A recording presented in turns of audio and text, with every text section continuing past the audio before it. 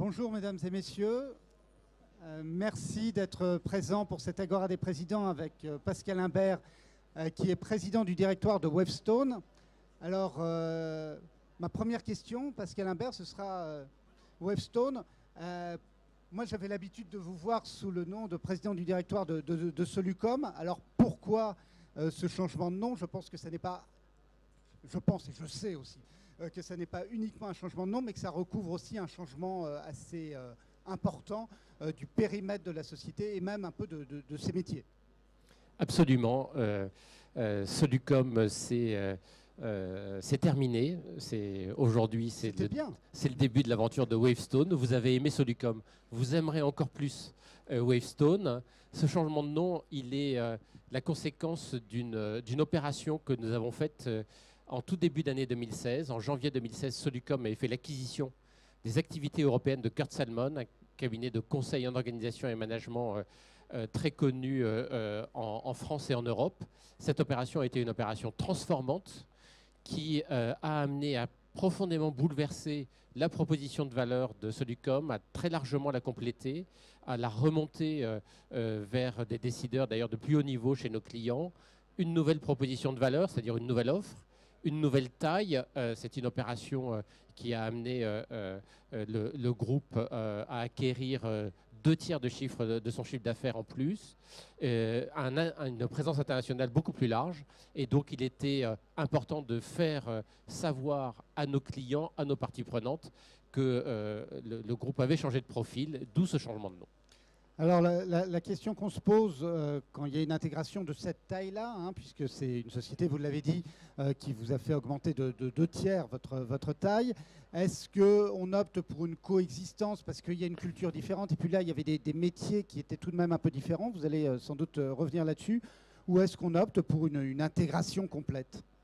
Nous avons opté pour une fusion complète des équipes, mais nous n'appelons d'ailleurs pas ça une fusion. Nous avons opté pour la recréation d'un nouveau cabinet de conseil construit à partir de l'ensemble des compétences de Solucom et de Wavestone. C'était très important d'intégrer l'ensemble des compétences dans le cadre d'une même entreprise, dans le cadre d'un même modèle opérationnel, parce que la raison du rapprochement entre Solucom et Kurt Salmon, c'est une très grande complémentarité de compétences. Solucom, c'était du conseil très orienté vers les technologies, vers le digital, vers l'innovation. Kurt Salmon, c'était du conseil, je l'ai dit, en organisation management, très centré sur le cœur de métier de nos clients dans chacune des industries, dans la banque, dans l'industrie, dans les services publics, dans les transports. Et ce qui nous intéressait dans le cadre de cette opération, c'était de marier cet ADN métier de Kurt Salmon avec l'ADN innovation et digital de Solucom pour faire un nouveau cabinet de conseil qui ait toutes les compétences permettant d'aider les entreprises à entrer dans l'ère du digital.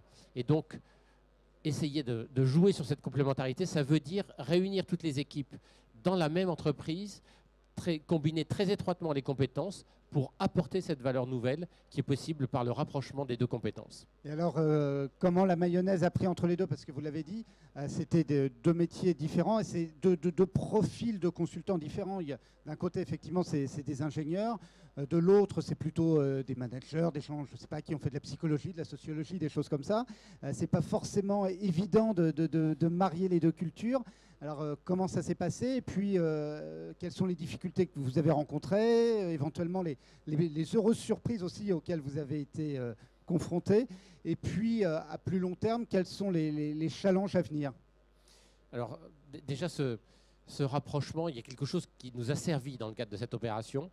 C'est que ce rapprochement, ce que je viens d'expliquer, le mariage entre le digital et la compétence conseil en management, c'est un rapprochement qui est extrêmement logique, c'est une évidence. Et d'ailleurs, nos clients nous l'ont dit. Dès qu'on a annoncé cette opération, ils ont dit ça a beaucoup de sens. Vous êtes en train de construire un cabinet de conseil qui correspond exactement à ce dont nous avons besoin. Et vous avez des clients anciens de Solucom qui ont élargi leur palette d'intervention tout de suite en prenant l'offre ex-Kurt Salmon qui est devenue l'offre Wavestone? Absolument, dans les deux sens. Des clients Solucom qui ont acheté des compétences nouvelles parce qu'il y avait une très grande logique à prolonger la prestation que nous étions en train de réaliser pour eux avec des compétences de Kurt Salmon, et encore plus dans l'autre sens. des clients qui faisaient appel à Kurt Salmon pour se faire conseiller sur leur stratégie et qui très naturellement, dans les phases suivantes de l'intervention de Kurt Salmon, se sont dit mais maintenant que vous avez les compétences permettant de traduire cette stratégie en chantier technique, digitaux, innovation, présentez-nous vos collègues de Solucom, on va pouvoir travailler ensemble. Et donc ça a été un levier très fort qui a tout de suite donné du sens. Ce n'était pas un rapprochement financier, ce n'était pas un rapprochement de consolidation, ce n'était pas un rapprochement défensif. Toutes les équipes ont tout de suite compris qu'il y avait de la valeur à générer dans le cadre de ce rapprochement. Par ailleurs, les consultants sont des gens curieux, sont des gens qui aiment découvrir des choses nouvelles, et c'est également quelque chose qui nous a servi, qui a permis de finalement faire briller les yeux de tous les consultants, aussi bien chez Solucom que chez Kurt Salmon, en disant mais c'est merveilleux, on a accès à de nouvelles expertises qu'on va pouvoir vendre à nos clients. Donc ça, c'est le côté bonne surprise. Ça, c'est le côté bonne surprise. Le revers de la médaille. Mais pour autant, les rapprochements entre entreprises sont toujours compliqués, tout a un prix, et dans un rapprochement entre cabinets de conseil, on peut dire que, à mon avis, il y a un seul facteur clé de succès, c'est le facteur humain. Et c'est le fait d'arriver à embarquer le capital humain dans le cadre du nouveau projet. On y a assez bien réussi, mais pas totalement. On a quand même eu du turnover, en particulier dans les équipes de Kurt Salmon, dans la période de construction de Wavestone, avec un turnover qui, au premier semestre, s'est élevé à 27% en rythme annuel. Donc c'est un rythme élevé, même si dans le conseil, on a l'habitude d'avoir des rythmes de départ élevés. Et ça s'est ralenti depuis ? Et ça s'est ralenti. À partir du moment où on a annoncé, lancé Wavestone, on a fait atterrir le nouveau cabinet, petit à petit, on a vu qu'on embarquait les équipes dans le cadre du nouveau projet. Donc je pense que c'est quelque chose qui va bientôt être derrière nous. À côté de ça, la création de Wavestone, c'est quelque chose qui fait beaucoup de bruit sur le marché. C'est un cabinet qui est attractif et ça nous a permis, en même temps que nous perdions un certain nombre de compétences, de recruter avec beaucoup de facilité pour arriver à remplacer les expertises perdues. Et alors du côté des challenges à venir, qu'est-ce qu'on peut... quelle est la feuille de route ? Alors on a des challenges qui sont d'une part à très court terme, installer la marque Wavestone sur le marché, hein, c'est toujours un pari. Le fait de changer la marque, c'est un petit risque. Et donc, nous passons en ce moment beaucoup d'énergie à expliquer Wavestone à l'ensemble de nos parties prenantes. Nous avons fait une campagne de communication qui, d'ailleurs, continue en ce moment et qui permet de développer la notoriété du nom Wavestone. Les autres challenges, c'est de démontrer la valeur que nous sommes en train de créer grâce à ce rapprochement, c'est d'arriver à convaincre nos clients que nous tenons la promesse que nous leur avons faite. Et puis, c'est un challenge de performance opérationnelle. Kurt Salmon avait des performances opérationnelles, et en particulier une rentabilité qui était moins bonne que celle de Solucom. À nous de montrer que grâce à la valeur créée, effectivement, nous revenons rapidement à la marge opérationnelle de Solucom, et surtout que nous la dépassons dans le futur. Et c'est possible ça, ou est-ce que compte tenu des activités un peu différentes, les activités ex-Kurt Salmon ont logiquement une rentabilité plus faible, ou est-ce que ça venait d'une organisation qui était peut-être moins efficiente que celle de l'ex-Solucom ?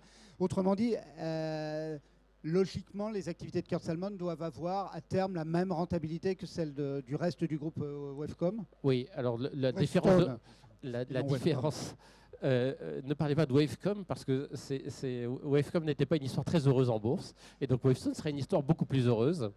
La rentabilité de Kurt Salmon était un petit peu inférieure, mais il n'y a rien de structurel, c'était un élément conjoncturel, donc rien n'empêche effectivement de revenir au niveau de rentabilité que connaissait historiquement Solucom, et surtout nous sommes dans une optique offensive sur le plan de la rentabilité, c'est-à-dire que notre objectif dans les années qui viennent, c'est progressivement de hausser la rentabilité du tout vers les meilleurs niveaux du marché. On avait fixé il y a quelque temps un objectif à moyen terme qui est d'aller vers un niveau de rentabilité de 15% de marge opérationnelle contre 12 à 13% historiquement pour Solucom. Ça reste un objectif d'actualité, et d'ailleurs à la fin du mois de novembre, nous allons présenter un plan stratégique à horizon 2020 ou 2021 qui va permettre de fixer des étapes nous permettant de converger vers cet horizon de rentabilité à 15%. Alors, vous aviez effectivement présenté un plan, mais c'était avant l'acquisition de Kurt Salmon, donc il y aura une actualisation là dans quelques jours. Un des objectifs du plan, c'était de monter à l'international, parce qu'effectivement, Solucom été une société assez française. Avec l'acquisition de Kurt Salmon, c'est un petit peu mieux, c'est un petit peu plus large au niveau périmètre international, mais pas beaucoup plus. Vous n'êtes pas encore, vous êtes encore loin de votre objectif. C'est-à-dire l'acquisition de Kurt Salmon n'a pas permis d'atteindre cet objectif. Il a permis d'en atteindre d'autres, mais pas celui-là. Donc, qu'est-ce que vous comptez faire dans ce domaine? Est-ce que c'est de la croissance interne, des acquisitions éventuellement? Oui, l'acquisition de Kurt Salmon, je dirais, nous a simplement permis de mieux nous préparer à cet objectif de développement international. Mais pour autant, Wavestone, c'est encore 90% du chiffre d'affaires en France, 10% à l'international. Et donc ça, c'est bien sûr une ligne qu'il faut que nous fassions bouger dans les années qui viennent.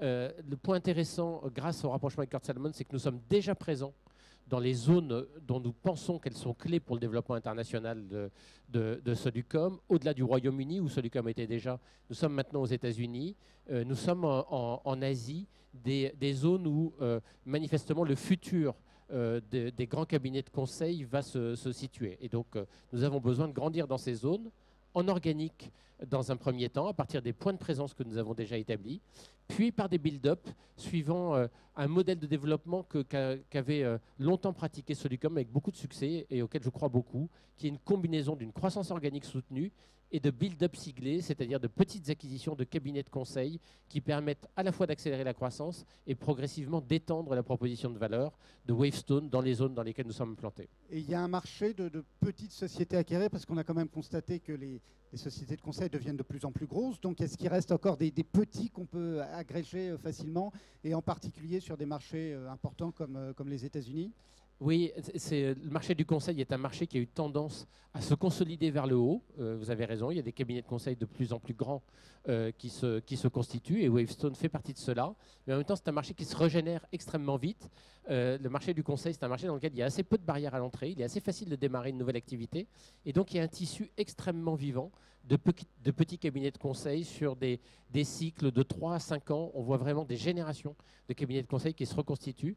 Et donc, nous avons effectivement des viviers que nous avons commencé à explorer dans certaines zones géographiques de cabinets de conseil qui pourraient constituer des cibles intéressantes pour notre développement futur. D'accord.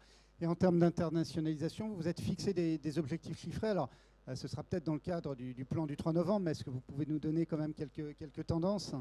Alors effectivement, nous prévoyons de donner des points de repère à l'occasion de la publication de notre plan stratégique, mais pour fixer les ordres de grandeur, nous voulons plus que doubler, largement plus que doubler notre chiffre d'affaires réalisé à l'international dans les 3-4 années qui viennent.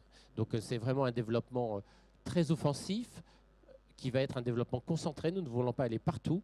Par contre, nous voulons faire grossir très rapidement des positions clés à l'international. Alors on va parler un petit peu de bourse pour finir. Le parcours de Solucom puis de Wavestone a été assez beau. Et puis on a touché un point haut mi-octobre. Depuis, c'est un petit peu plus difficile. Est-ce que vous pouvez nous en dire plus? Quelle est votre interprétation là-dessus? Et puis, est-ce que ça va repartir? Alors, d'abord, effectivement, je voudrais d'abord revenir un petit peu sur ce qui s'est passé à partir du moment où nous avons annoncé la création de Wavestone et l'acquisition de Kurt Salmon.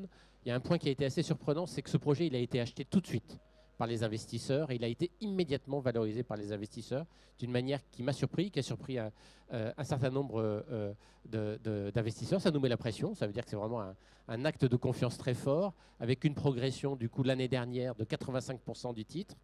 Et même si nous avons un petit peu baissé dans les dernières semaines, une progression qui est encore de 17% depuis le début de l'année. Alors pour autant, effectivement, il y a eu une respiration et on avait atteint des progressions encore plus fortes en 2016 et on s'est replié faire du 17%.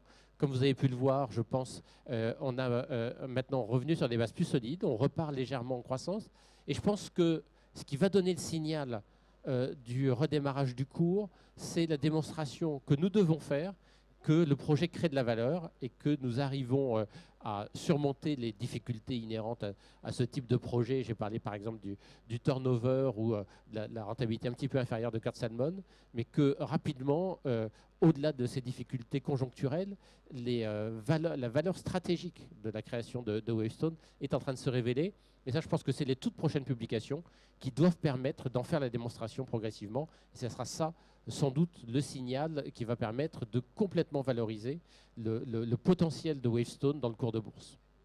Très bien.